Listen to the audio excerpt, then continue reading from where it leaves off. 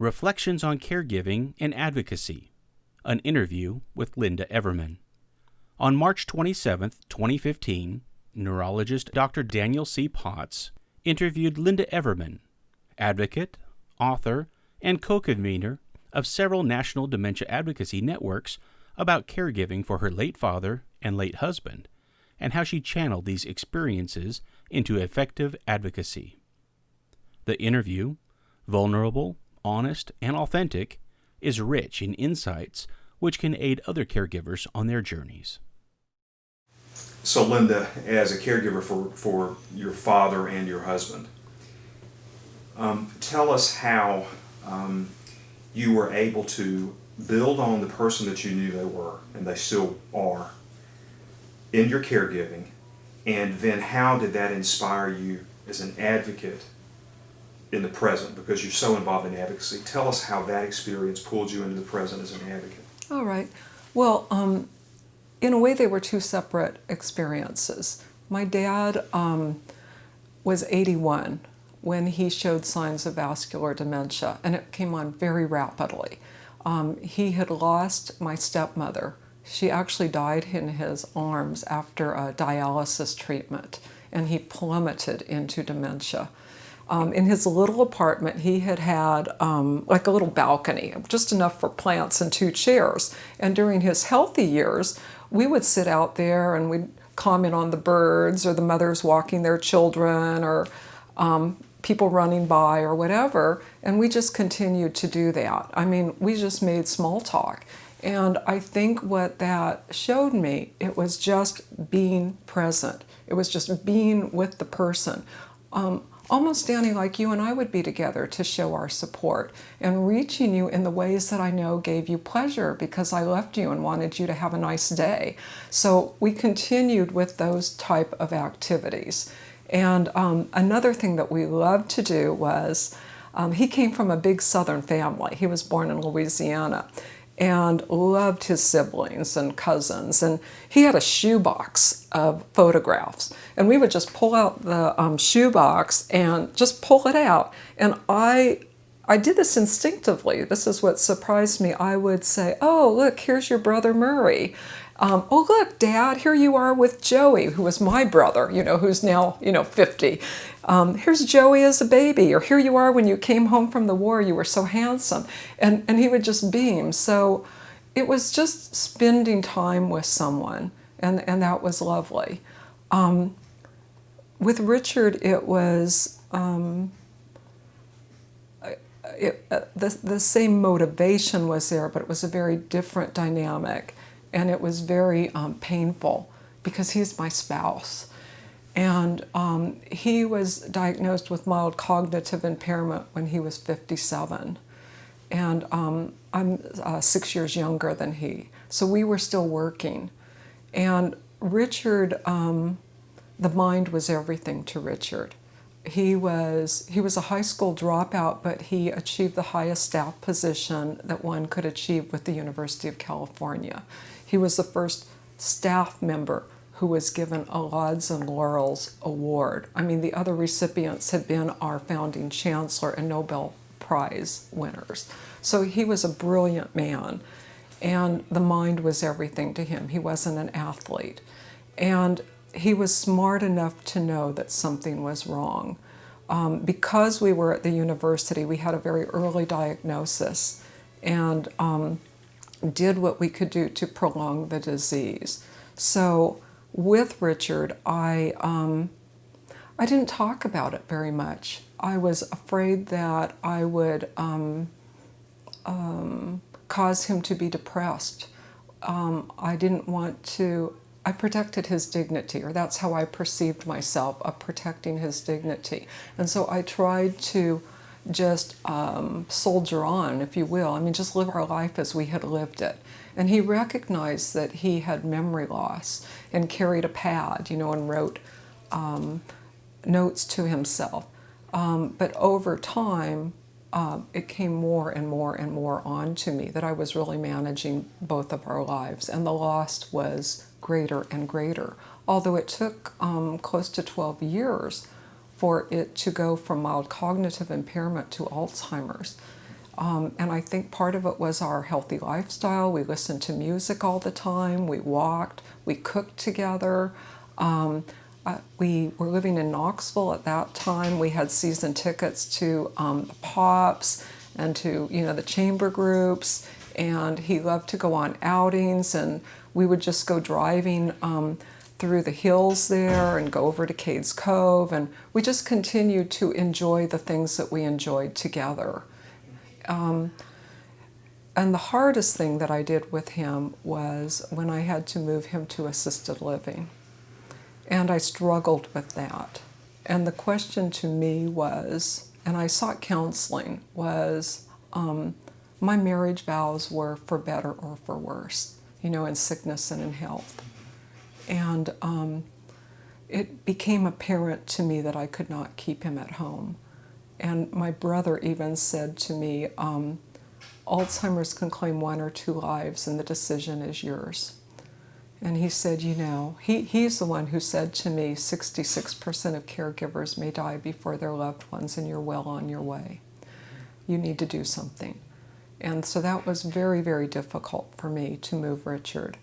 But once I did, one of the things that I did was first of all, his room, I made it like a miniature of our home. We had cherry bookshelves, and I shopped for smaller bookshelves because I'm moving him from 6,000 square feet home to a 10 by 10 room. So I found bookshelves exactly like ours. I had the same painting that I had over our dining room table put in his room. I filled all of his bookshelves because he loved to read, and I purposely chose books that weren't as difficult as what he read earlier in his life. Books of the people that he admired with pictures, and one of the ones he loved was a photo book of Ronald Reagan, and we looked at it so many times, or books of architectural mansions, or nature, things that he had enjoyed, because he was a voracious reader. In his prime, he subscribed to 60 journals a month and read them. And he read to the end of life. He read and highlighted to the end of life, and I read to him. So I prepared his room with the same chairs that we had in our house, the same bedspread that we had on our bed, the same pictures. And I wrote a biography of him. It was 2 pages, and I wanted the people who were meeting him and who were his caregivers to know who he was. I wanted them to know his generosity and his sense of humor and his integrity, and how he had been formed as a young man and how he so generously gave in his career.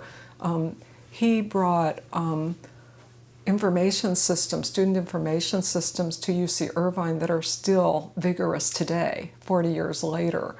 And he did lots of consulting, and he never charged the other campuses. He just went. So, he was a very, very generous man. And I wanted people to know that, and I wanted people to know that he was a private pilot and he golfed, and have something to talk to him about, so that they could relate to him and so that he could feel good about himself. And so when I read to him or talked to him or brought him his favorite food, he always responded because I was touching him. So I think both with Dad and with Richard, it was an issue of being in the present with them, of acknowledging them, of knowing that they're valuable. And at one point, Richard thought I was his sister, but he was very loving to me as his sister because his sister had taken care of me.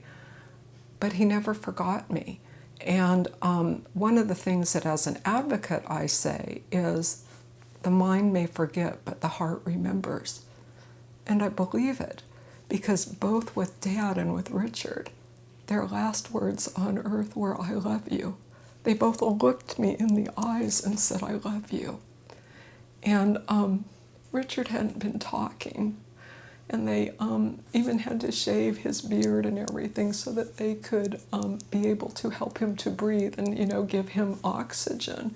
And he was on morphine, and he was dying, and he came out of a coma and looked me in the eyes and said, "I love you."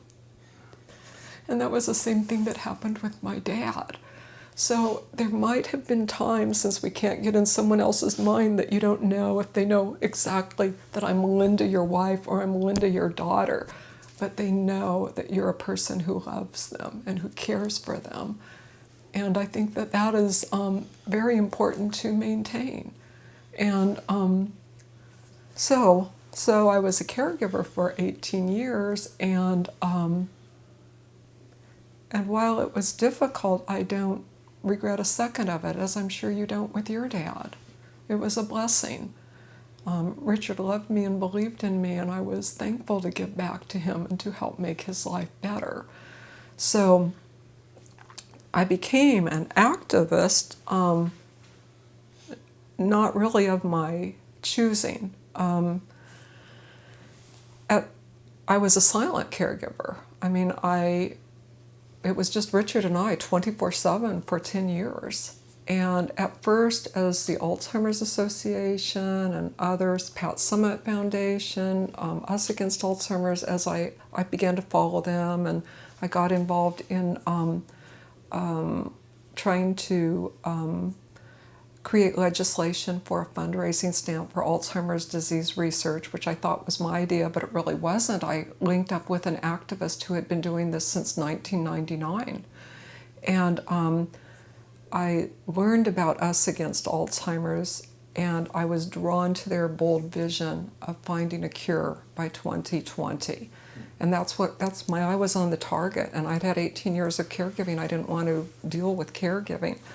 But along the way, I began to speak out, even though I cried the entire time I was speaking. The first time I went to Nashville to speak with our legislators, the whole time I was there, I cried. I cried on the bus over, I cried in their office, I cried on the way home. But I began to speak more and more. And my friends, meeting you, meeting Kathy Segans, meeting an array of people who were still caregiving or who had just lost loved ones, they reminded me that while we work for a cure, we have to take care of those who are with us. And it took me a process to get that, because my eye was on the target. I want a cure, I want prevention, I want legislation, I want policy. I don't have time to deal with the caregivers or the people with dementia because it was too painful for me, really. I didn't want to revisit that. But my friend Kathy Segans said, Lynda, you can't just do one. You have to do it. I mean, choose where you're going to put your energy, but acknowledge and support the others, because we're not going to have a cure today, and others are struggling as you and I did. And so it opened my heart. It opened my heart to be more receptive and to understand that wherever we come in, we have to come in and support each other and move us toward better treatment, toward recognizing the individual. The work that you and I have done with Clergy Against Alzheimer's was huge with that, because the clergy kept reminding us that the person is not lost. I mean, I was like, okay, let's do this book and let's go to Congress and let's get us on the Hill. And the clergy were saying, wait a minute, there's a person there. What are you going to do about them? You know, they have dignity. Let's get that word out. So really, as I've said to you, the silver lining is that we're all in this together, and that we talk to each other and we educate each other and we support each other.